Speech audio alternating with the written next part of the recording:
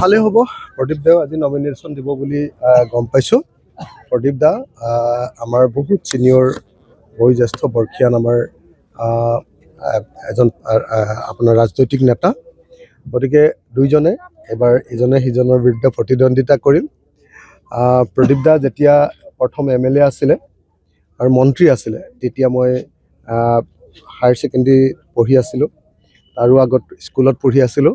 গতিকে আমাৰ বয়সৰ গেপটো বহুত বেছি আৰু এজন ছিনিয়ৰ মানুহৰ লগত অভিজ্ঞ ৰাজনীতিকৰ লগত মই প্ৰতিদ্বন্দ্বিতাৰ কাৰণে এনেকৈ সন্মুখীন হোৱাৰ কাৰণে নিজকে ভাল লাগিছে যে এজন বয়সস্থ মানুহৰ লগত ৰাজনৈতিক যুঁজ এখনত লিপ্ত হ'ম।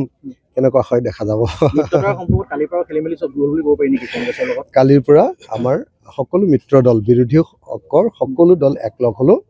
মাত্ৰ CPI আছে, CPI-কো আমি মাতিছোঁ, আমি একেলগে পাৰ হ'ম। আমি অকল 13খন আসনত ইলেকশ্যন খেলিম আৰু 13খন আসনৰ ভিতৰত 10খন আসন জয়ী হ'বৰ কাৰণে আমাৰ চেষ্টা অব্যাহত আছে। ডেফিনেটলি চব প্ৰচাৰ চলাবই লাগিব, অকল মোৰেই নহয়, আকৌ কংগ্ৰেছৰ প্ৰচাৰ চলাব লাগিব আৰু বাকী আমাৰ যিবিলাক বিৰোধী মিত্ৰ দল আছে তেওঁলোকৰ ভিতৰতো প্ৰচাৰ চলাব লাগিব। তেওঁলোকৰ প্ৰগ্ৰেমবিলাকতো আমি সকলোৱে মিলি এবাৰ অত্যাচাৰী শাসক হিমন্ত বিশ্ব শৰ্মাক পৰাভূত কৰিব খোজোঁ, স্বৈৰতান্ত্ৰিক শাসন উফৰাই পেলাব খোজোঁ, ভয়ৰ পৰা অসমীয়া মানুহক মুক্ত কৰি দিব খোজোঁ, গণতন্ত্ৰ পুনৰ প্ৰতিষ্ঠা কৰিব খোজোঁ, বস্তুৰ যি অবিৰত মূল্য বৃদ্ধি তাৰ পৰা মানুহক ৰক্ষা কৰিব খোজোঁ আৰু আমাৰ ব্যৱসায়ীসকলৰ যি ব্যৱসায় বাণিজ্য খতম হৈ গ'ল তেওঁলোকক আমি সকাহ দিব খোজোঁ। লগতে ব্যৱসায়ীৰ লগতে যিমানবিলাক ৰিক্সাৱালা, ঠেলাৱালা, টেক্সি, অটো, বাছৰ মালিক, কৰ্মচাৰী যিমানবিলাক আছে আমাৰ শ্ৰমজীৱী মানুহ, সকলো মানুহৰ জীৱন বৰবাদ হৈ গৈছে এই সময়খিনিত। তেওঁলোকক সকলোকে আকৌ নতুন জীৱন দিব খোজোঁ।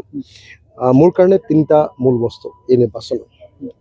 এক, এই নিৰ্বাচনত যদি ৰাইজৰ দল চৰকাৰৰ পক্ষলৈ আহিব পাৰে তেতিয়াহ'লে অসমৰ ৰাজনীতিত, অসমৰ সমাজ জীৱনত প্ৰথমবাৰৰ কাৰণে বছৰৰ সকলো সময়তে খেতি কৰা ৰাজ্যত পৰিণত কৰাৰ সপোন আৰম্ভ হ'ব। বছৰৰ সকলো সময়তে খেতি কৰাৰ ৰাজনীতি। এতিয়ালৈকে ৰাজনীতি অকল হিন্দু মুছলমানৰ হৈ আছে ন। মই এই ৰাজনীতিক পৰিৱৰ্তন কৰিব খুজিছোঁ যে বছৰৰ সকলো সময়তে খেতি কৰা পথাৰ 1 নম্বৰ। 2 নম্বৰ, এখন গাঁৱত এটা উদ্যোগ আৰু এজনো নিবনুৱা নাইকিয়া কৰাৰ ব্যৱস্থা। কোনেও যাতে বেংগলোৰ, চেন্নাই এইবিলাকত গৈ কম দামত কাম কৰিবগৈ নালাগে। সস্তীয়া শ্ৰমিক ৰূপে অসমৰ শ্ৰমিকবিলাক যাতে যাব নালাগে আৰু ছমাহত যাতে 162জন অসমীয়া ল'ৰা বাহিৰত গৈ মৃত্যুমুখত পৰিব নালাগে। তাৰ কাৰণে মই দ্বিতীয় যিটো বস্তু কৈছোঁ, এখন গাঁৱত এটা উদ্যোগ আৰু সেই উদ্যোগৰ জৰিয়তে গাঁওখনৰ পুৰুষ মহিলাক আপোনাৰ নিযুক্তি প্ৰদান। তৃতীয় বস্তুটো মোৰ হ'ল যে প্ৰত্যেকজন অসমীয়া মানুহক দক্ষ মানুহ ৰূপে গঢ়ি তোলা। কোনোবাই যদি কাম কৰিবলৈ বেলেগৰ ঘৰলৈ যায় তেওঁকো ট্ৰেইনিং দিয়া হ'ব। কোনোবাই যদি ছিকিউৰিটি গাৰ্ড কৰিবলৈ যায় তেতিয়াহ'লে তেওঁকো হোমগাৰ্ড আৰু পুলিচৰ ট্ৰেইনিং দিয়া হ'ব। কোনোবাই যদি সেৱা শুশ্ৰূষাত যায় তেওঁলোককো নাৰ্ছিং ট্ৰেইনিং দিয়া হ'ব বিনামূলীয়াকৈ। আমি নতুন এটা কনচেপ্ট উলিয়াইছোঁ, ফিনিচিং স্কুল শেষ কৰিব, ফিনিচিং স্কুলত পঢ়িব, ফিনিচিং স্কুলৰ পৰা গৈ ডাইৰেক্টলি নিজৰ জীৱিকা অৰ্জন কৰিব। এইটো নতুন কনচেপ্ট, অসমৰ ৰাজনীতি, ভাৰতৰ ৰাজনীতি, পৃথিৱীৰ ৰাজনীতিৰ কাৰণে নতুন কনচেপ্ট। এইটো 3টা। আৰু 4 নম্বৰ মোৰ আন 2টা অত্যন্ত প্ৰায়ৰিটি ছেক্টৰ আছে। এটা হ'ল গুণগত শিক্ষা। এখন LP স্কুলত এটা শ্ৰেণীৰ কাৰণে এটা শ্ৰেণীকোঠা, এজন শ্ৰেণী শিক্ষক, মানে 5টা ক্লাছৰ কাৰণে 5জন শিক্ষক, এজন হেড ছাৰ আৰু প্ৰত্যেকজন শিক্ষকক ৱৰ্ল্ড ক্লাছ ট্ৰেইনিং দি গাঁৱৰ ভিতৰত গুণগত শিক্ষা দিয়াৰ ব্যৱস্থা শিক্ষাৰ ক্ষেত্ৰত। আৰু স্বাস্থ্যৰ ক্ষেত্ৰত অসমৰ প্ৰতিজন নাগৰিকক মই গুণগত হেল্থ কেয়াৰ ছাৰ্ভিচ দিব খোজোঁ। এতিয়া যিটো স্বাস্থ্য খণ্ডই আটাইতকৈ বেয়া অৱস্থা, মাতৃ মৃত্যুৰ হাৰ অসমত ভাৰতবৰ্ষৰ ভিতৰতে 1 নম্বৰ, শিশুৰ মৃত্যুৰ হাৰত অসম 3 নম্বৰ। সেই অৱস্থাৰ পেলাই মই অসমৰ প্ৰত্যেকজন মানুহক, কোনো মানুহ, আমাৰ মন্ত্ৰী এজনৰ বেমাৰ হ'লেও এইমছলৈ যাব লাগে, এপল যাব লাগে, চেন্নাই যাব লাগে, তেনেকুৱা নহ'ব। একদম পূৰা এনেকুৱা স্বাস্থ্যখণ্ড গঢ়ি তোলা হ'ব, প্ৰত্যেকজন অসমীয়াই গুণগত স্বাস্থ্য সেৱা বিনামূলীয়াকৈ লাভ কৰিব। Thank you. Thank you. আজি গৌৰৱ গগৈ ডাঙৰীয়া মোৰ লগত থাকিব, দেৱব্ৰত শইকীয়া ডাঙৰীয়া মোৰ লগত থাকিব।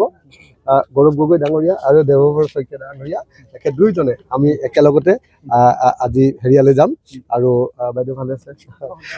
আমি একেলগে আজি নমিনেশ্যন দিম দেৱব্ৰত শইকীয়াৰ।